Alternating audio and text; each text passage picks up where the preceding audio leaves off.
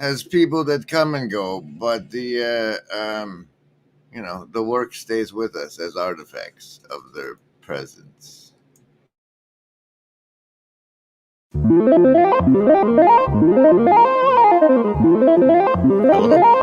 I see the assassin. I see the assassin. I see the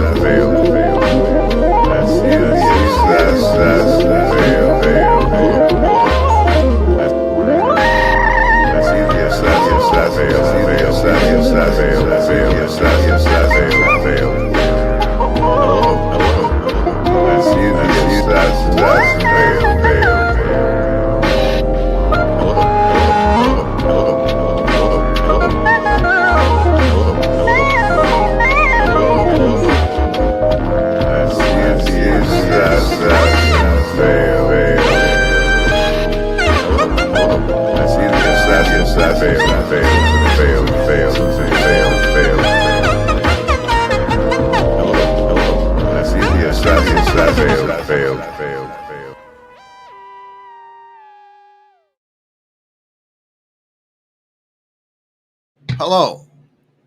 This is a live stream on the internets, on YouTube and on X with Grim Grizz, the general, as some people call him. God bless their souls.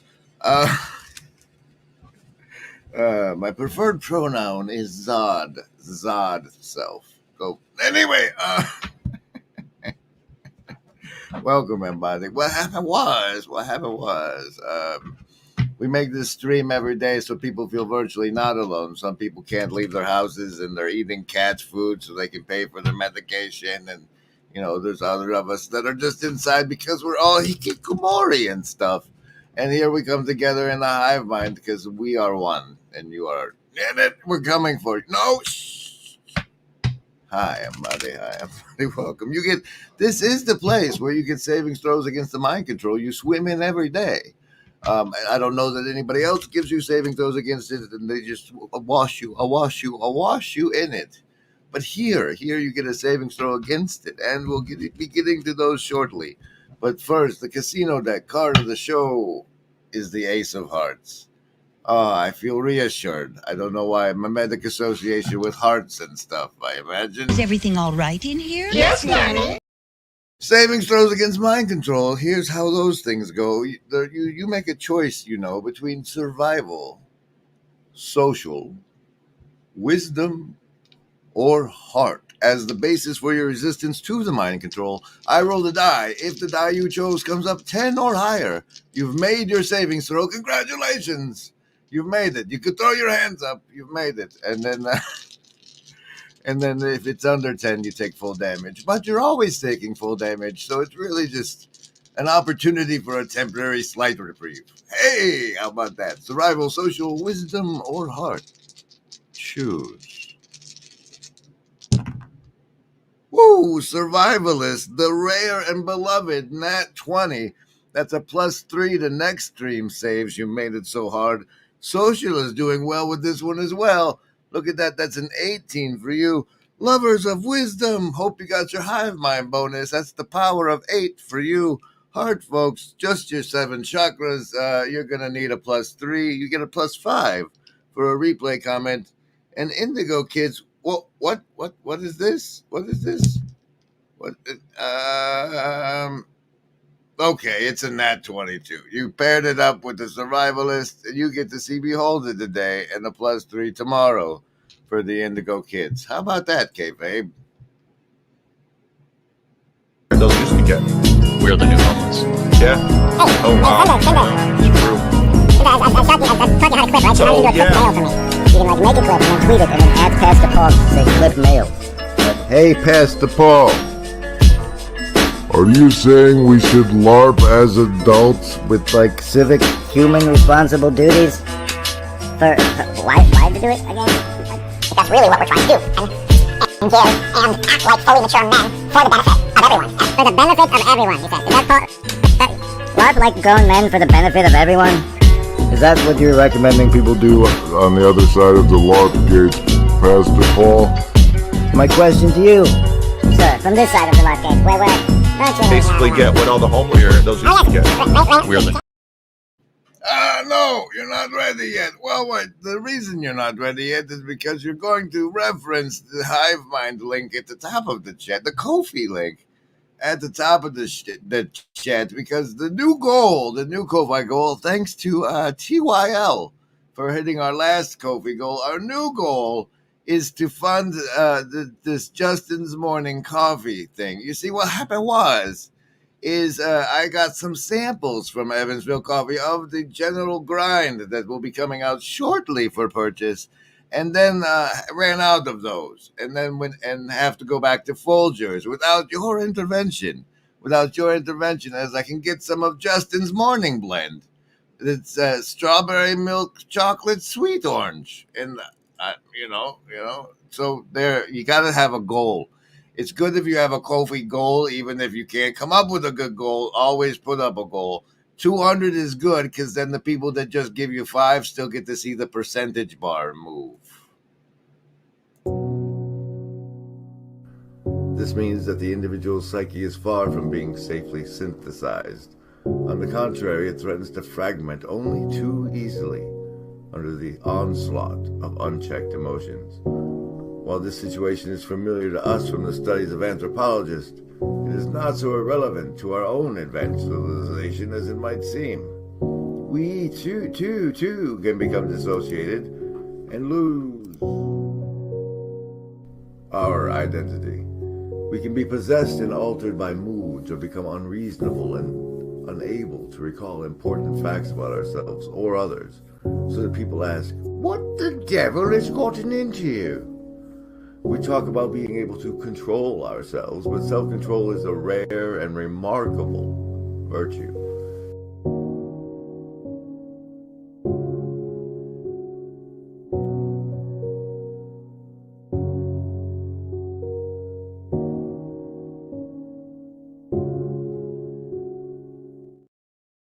For those of you watching over on the Dark Maga Devil's Champion platform, I've added the Ko-fi link to below. That's the reply to the stream you might be watching over there. You can click on it and give me money. That'd be great. Oh, we got a jumper. We got a jumper from the agency deck. The deuce of diamonds. I don't know what that means, but we'll take it to heart. Welcome, everybody. This is the government secret weapon stream, also known as Norma Ray. A little bit of adjunct professing on our good friend Pastor Paul. So say we all. Yuck, yuck, yuck. Ho, ho, ho. On the Grim Gris stream brought to you by the Shadow Cabal. Special thanks to the Shadow Cabal. So say we all. Of financial support like via the Ko-fi link or channel memberships, 2 of which at the executive producer level, Upcycle Club, and the German Dragon. And we totally need to make a new clip. What makes you assume that I'm not about to feed you all to the crocodile? What makes you assume that I'm not about to feed you all to the crocodile? What makes you assume that I'm not about to feed you all to the crocodile? That's very exciting. Hello. I see the assassins have failed.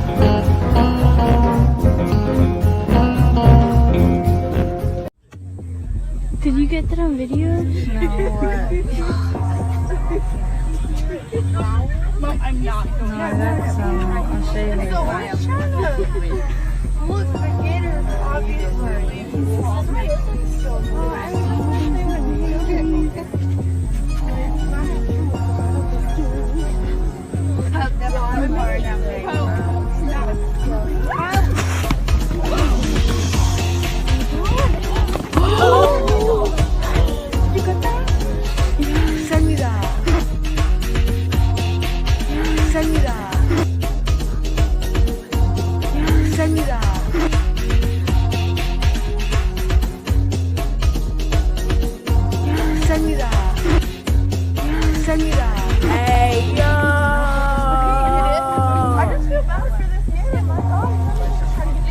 okay.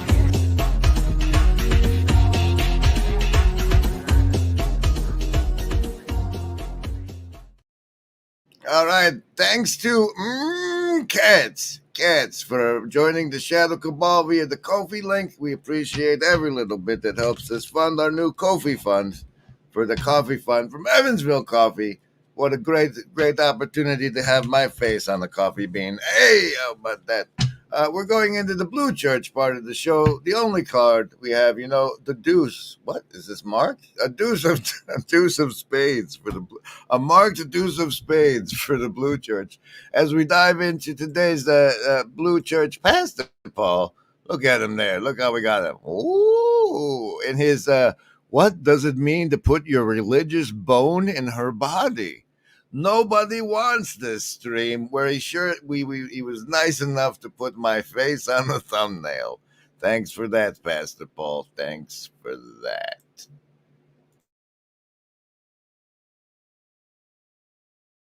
But the questions are going to be, what on earth are we dealing with here? And again, what is interesting is that at least at this level of society, whether the high status man you've been able to attract is a PBS travel blogger or a hot rabbi, what is the background and what is the foreground? What a lot of this has to do is what I talked with Wokel Disness. Yes, you see, Wokel Disness. See, Pastor Paul here did me the service of digging up the clip where Wokel Distance brought us the whole background and intentionality network metaphor to play with. He had already been famous for bringing us Beauregard strawberries via the Benjamin Boyce channel. A Canadian deck card for the show is the Ace of Hearts. Wow, wonder what that means. Anyway, Pastor Paul did us the service of digging up the clip of when he brought us the intentionality network and the background metaphor. Here it is. Distance about, he was talking about the background and the network because, well, let's just listen to it first.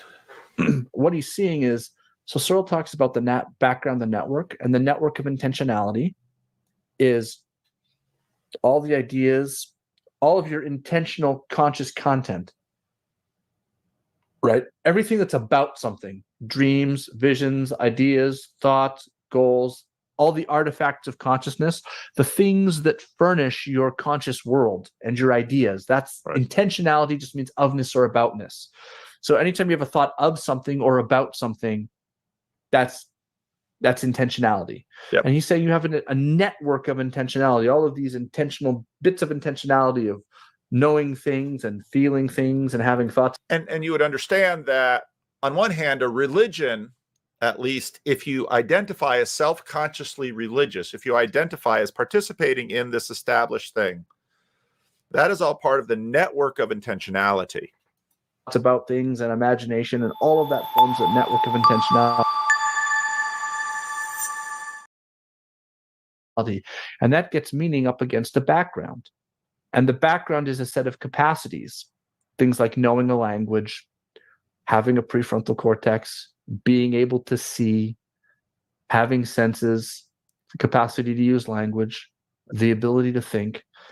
And the background, and he says this in his book on perception, he says, there's no hard and fast line between the background and the network. Just like there's... Now, I think his background is stupid, just so you know.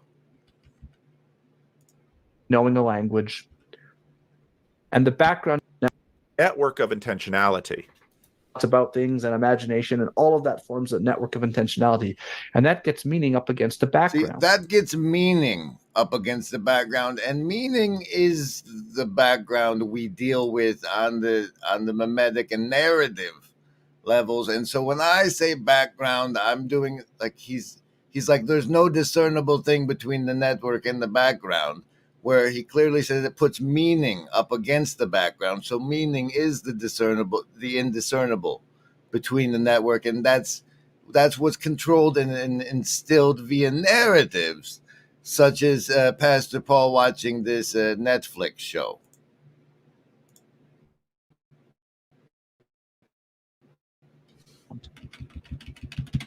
What the mom is.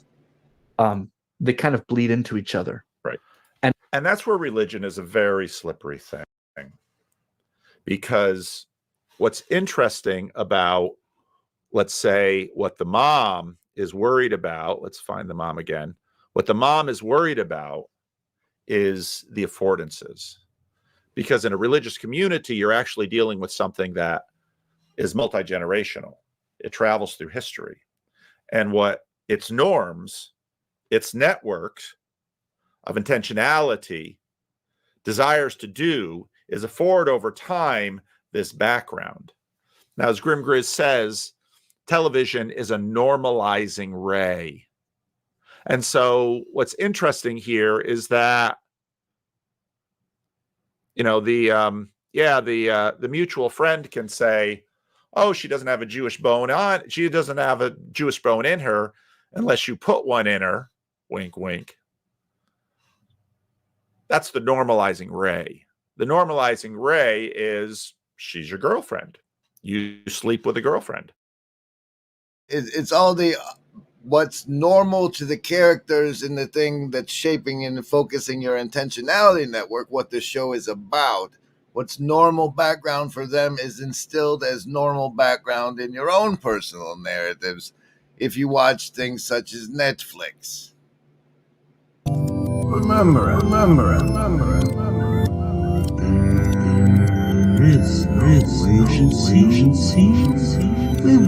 want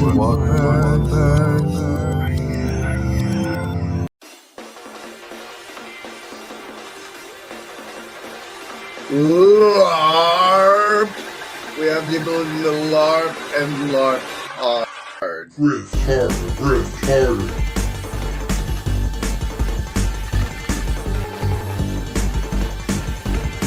Griff harder.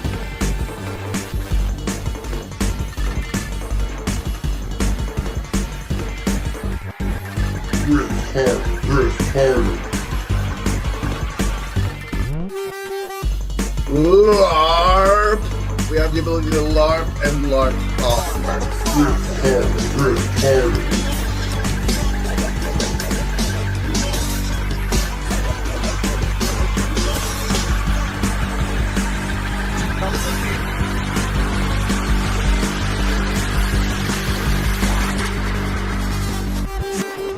That was a McMo one, I think. I believe that was a McMo masterpiece. I think that was his stylistic impression, signature thereof. Okay. That was actually the Lance Cleaver remix of it, and it did say grift harder. So now that I have your captive attention, and part of the grift is channel memberships on YouTube, and part of the benefit of being a channel membership on YouTube is the superpower to make the VNA emoji. I'm just going to sit here and shuffle these cards until I see someone in the hive mind make the VNA emoji, because they have joined the shadow cabal of channel membership and have the superpower of being able to make a VNA emoji. Oh, look, there it is. You've been rescued by Upcycle Club, Jacob Sonnenberg, Jeremy Firth, Mills, McMo, and Spatch. You've been saved. We can move on to the next part of the story, which is good old Michael Martin.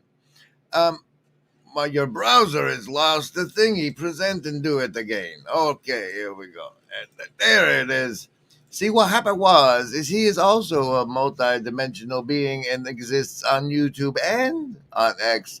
And earlier today on X, he said, my channel has been exploding. My channel has apparently exploded over on the YouTubes. And knowing his content the way I do, I was like, wow, your channel's likely to disappear now, sir. But as we'll reveal at the end of the stream, Maybe he's not. Maybe he's in a protected status. But what is it that exploded over on there on his channel with the bonus agency card deck of the show being this one, the five of clubs. The five of clubs. It's this Edward Bernays and the Invisible Government. Let's see how that starts out. Magic Let's work. see how that starts out.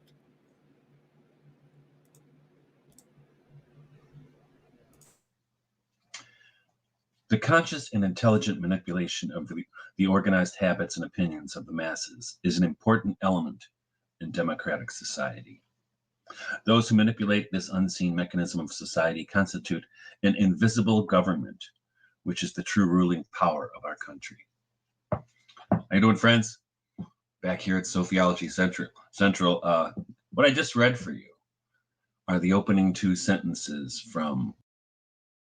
Much like the Broken Clock Tower Discord has been instantiated into placiness, you noticed there how he instantiated the virtual space of his place on the fourth wall as a place, Sophiology Central. Edward Bernays' book, Propaganda. Published, by the way, in 1928, so almost 100 years ago. Let me read those two sentences again. The conscious and intelligent manipulation of the organized habits and opinions of the masses is an important element in democratic society. Those who manipulate this unseen mechanism of society constitute an invisible government, which is the true ruling power of our country.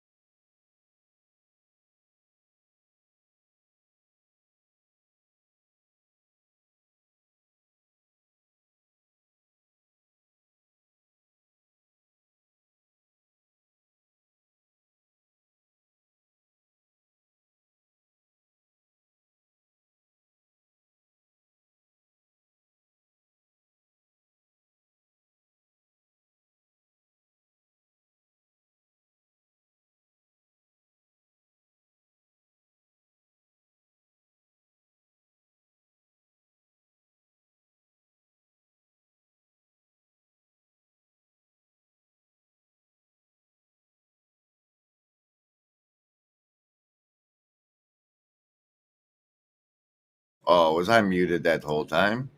That's unfortunate. I just did a whole thing on. I just did a whole bit on Animal Farm over here. It was great.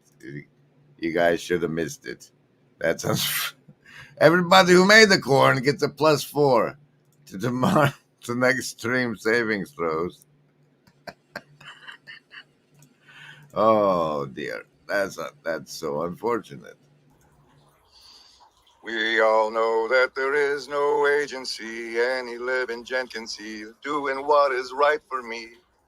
Is lifting up my bro so he can grow some eyes to see that doing what is right for me increases all our agency.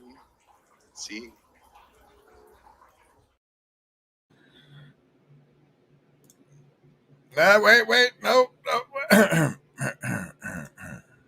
Comrades, you have heard already about the strange dream that I had last night, but I will come to the dream later. I have something else to say first. I do not think, comrades, that I shall be with you for many months longer, and before I die, I feel it my duty to pass on to you such wisdom as I have acquired. I have had a long life. I have had much time for thought as I lay alone in my stall, and I think I may say that I understand the nature of life on this earth as well as any animal now living. It is about this that I wish to speak to you. Now, comrades, what is this nature of the life of ours?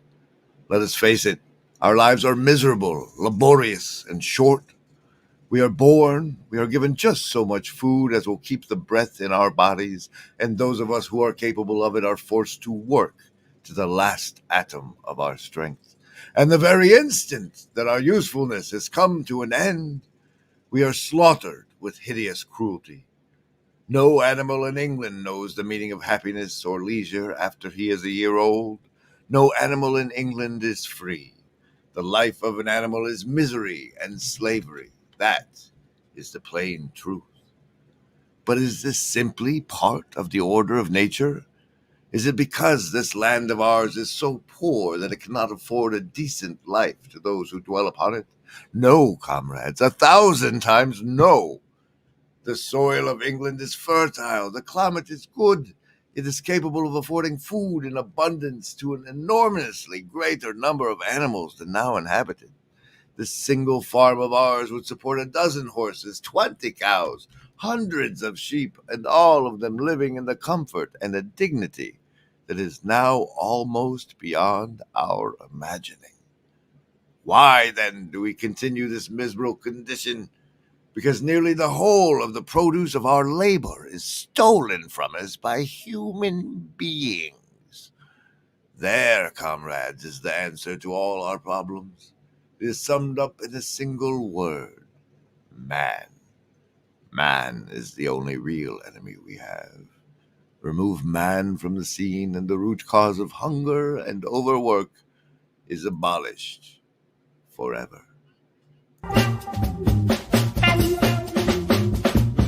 It's a whisper in your ear, now listen here.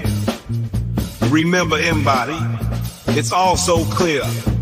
No hidden strings, no puppeteer. We're by your side, have no fear. I cherish truth. I cherish truth.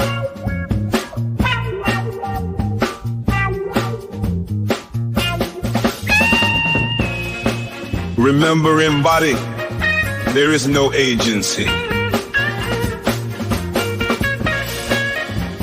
We want what's best for you.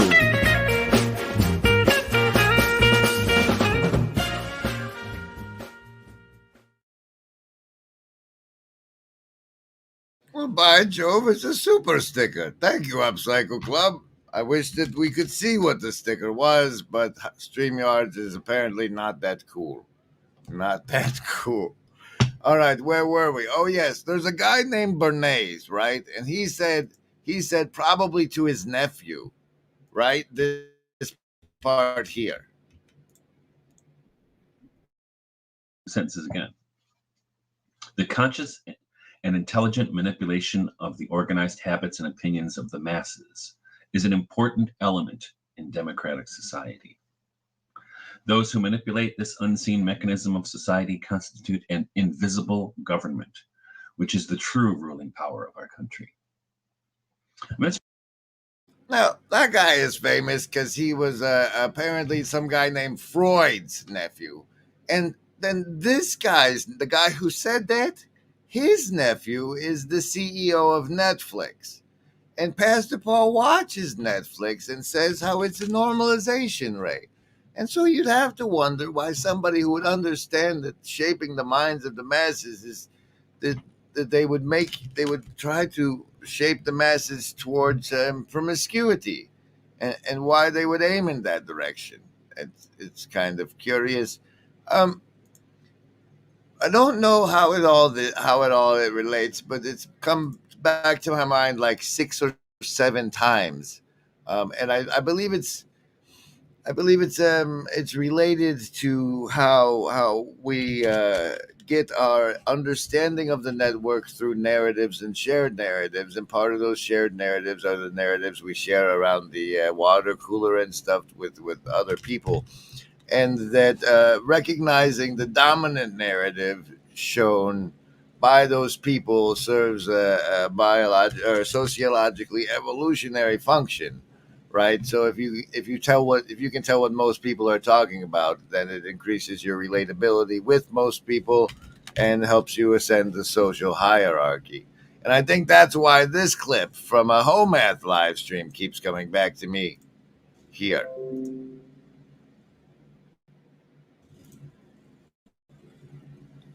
User AAM says, why are kind of smart people more susceptible to social contagions and negative ideas like feminism, transgenderism, and Marxism? So you're talking about the midwit gap here.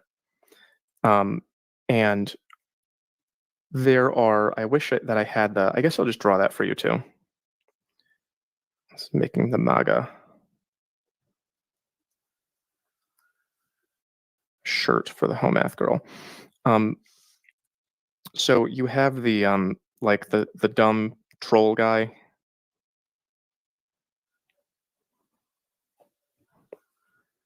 And he doesn't really, he's got his like hair and his small head, right?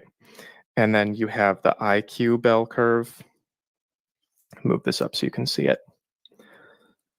And then you have like the broccoli hair, zoomer midwit with his glasses. And he's crying. Right? And then you have the wise wizard Wojak, and he's like, kinda. From 110 to 120 or to 130, like that area, kind of smart. Why are they more susceptible to the brainwashing? Well, the reason is that like it's easier to train a smart dog. So a border collie is those are well known to be the smartest dogs. They're also the easiest to train.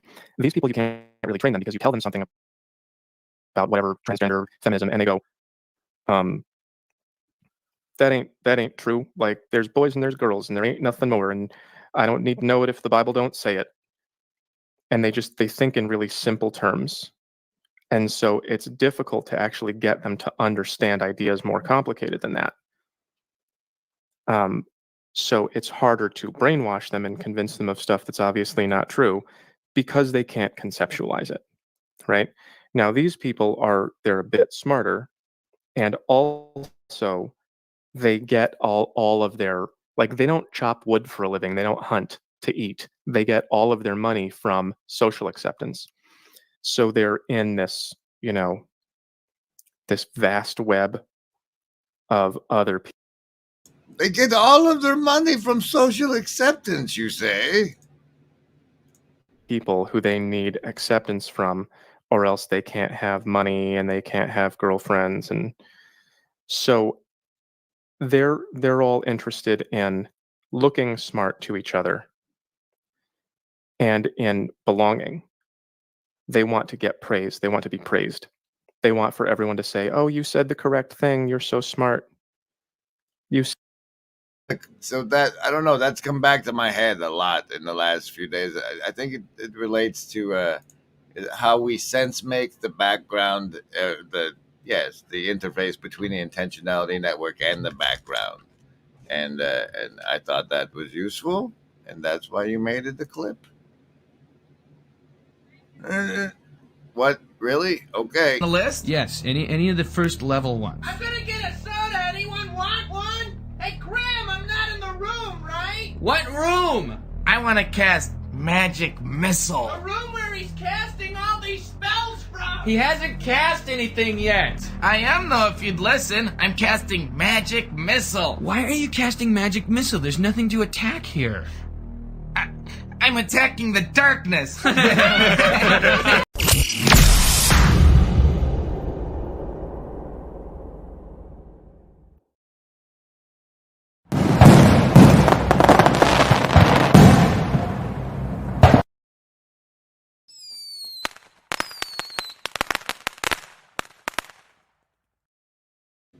Hey, wait a minute. Somebody had to be a cookie. You know, we welcome you back, and then you had to be a cookie. This is unacceptable. That was There's two. You coming back again? Oh, no, he hailed Satan in my hive mind. That's not allowed either. We have rules. Anyway.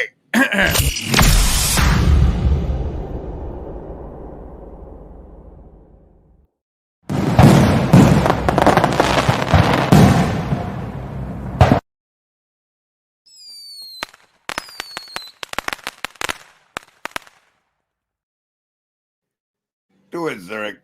So I became ultimately what I became disenchanted with was there was an interaction between Vervaeke and Forrest Landry, which illuminated my understanding with regards to the nature of coordination in the background.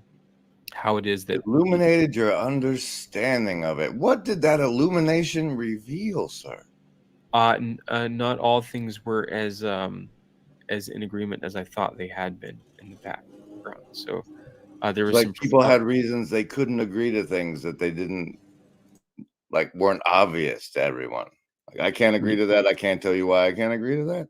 Yeah, well, so this got complicated. I tried to figure this out, and we're talking about lots of imperfect information here. Okay, and it's a lot of it's speculation because you can't ever pin some of this stuff down. But there are fundamental deep disagreements in terms of their strategies they have in the background, but also.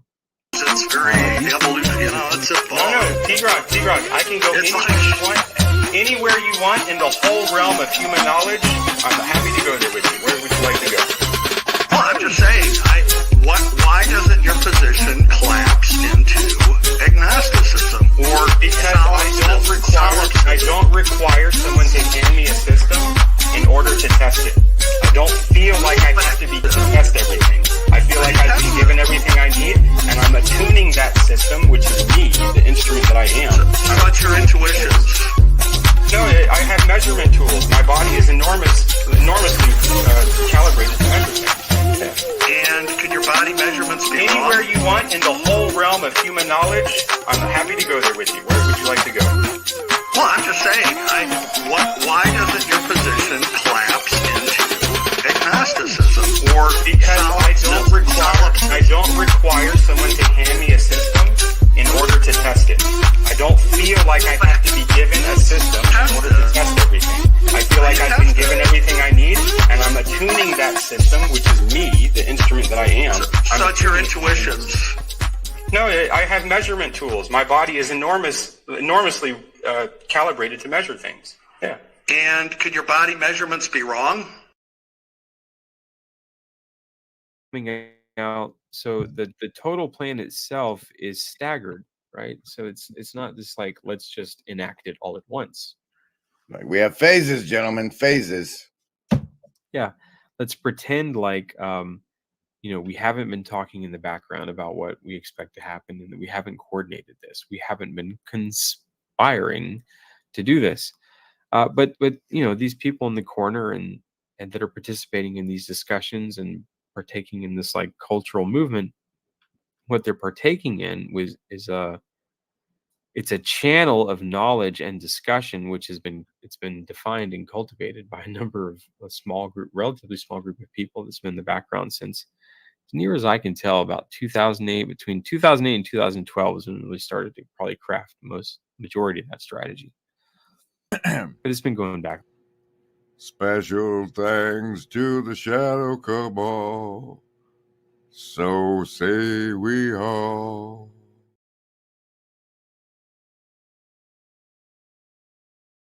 There's a piece in here somewhere in this 3.5 hour beast that I'm actually looking for. I continue to not find. But, Slime! What? It's a river of slime!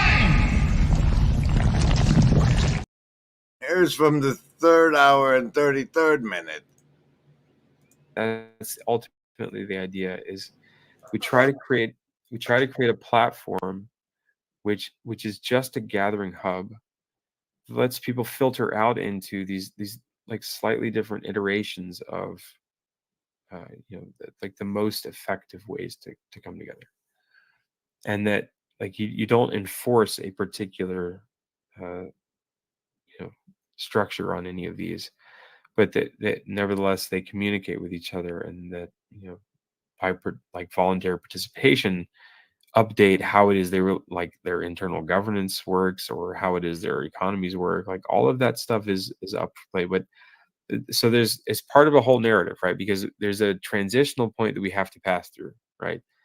Which is the catastrophic bottleneck, this ability to destroy everything and everyone that's going to exist for the minds and the bodies. The minds, of course, being through the AI, and the bodies through whatever vector you want, some genetically modified disease, drones that shoot it at you with bees or nuclear weapons, pick one. Or maybe it's a wild card. Maybe it's like a Carrington event, solar flare, or whatever. Anyhow, we need to have self-sustaining, potentially isolating communities, so they can cut themselves off from each other and isolate during quarantine events. And they need to be able to survive what is also potentially very catastrophic geological transformations of the Earth. And I could go into all this stuff. It's not just idle speculation. It's just the inevitabilities of the cyclical phenomenons of nature, and we have to be prepared for them. We have to like make that part of our ultimate participation with it, like the responsiveness of ourselves to nature, our stewarding of it, and that rather than fighting each other over like what is ultimately just abstract nonsense, like a border on a map or something, or like this world will devastate you, and rejoice although this world will penetrate you, and rejoice although you will not survive. Rejoice, you'll never make it out alive. Excellent rehearsal, gentlemen. And rejoice, your hair, it smells like burning hair. Oh, rejoice, your nails all got chewed off. Shoot Oh, off. rejoice, and holy fuck, you're bleeding there. Oh, rejoice, you burn your whole beard off. Rejoice, despite the fact this world will hurt you. And rejoice despite the fact this world will kill you. And rejoice despite the fact this world will tear you to shreds. Rejoice because you're trying your best. Hey, I love that one, dude. That's gorgeous. Thank you, brother. Wait, who's that brother? Andrew Jack. Okay, so I tried to deliver on the title and the thumbnail of the stream. The thumbnail says Norma Ray, and the title is The Government's Secret Weapon. And as I've shown you, Bernays says there's an invisible hand of government that it slides up behind, and that's the control of the media and the propaganda arms, which use narrative to shape the background reality which you think is normal, such as sodomy. Norma Ray! And as a bonus, here's a clip from a video someone sent me that I haven't watched at all. Edit. For Walser, a writer still deeply rooted in the age of authenticity, Erinnerungskultur was one huge spectacle, in Guy Debord's sense of this term, of mass and media events full of pompous appearances. The culture of remembrance was an inauthentic culture of an inauthentic remembrance. But then, what other option did the proponents of Erinnerungskultur have? This generation born after 1945 that was now taking over the media and politics found themselves burdened with a negative national profile and with a guilt that they could never authentically feel. And yet they had to identify with this guilt in a world that still conceived of Germany as the nation of the former Nazis. At the same time, a rising identity politics was enabling discriminated groups like Blacks or LGBTQ people to embrace their formerly negative image with a new and open pride. But such a direct route. When is Gluttony Month? Okay, that's the government's secret weapon, Normie Ray. Have a wonderful day. Enjoy your Nat 20 survival, people. Wow.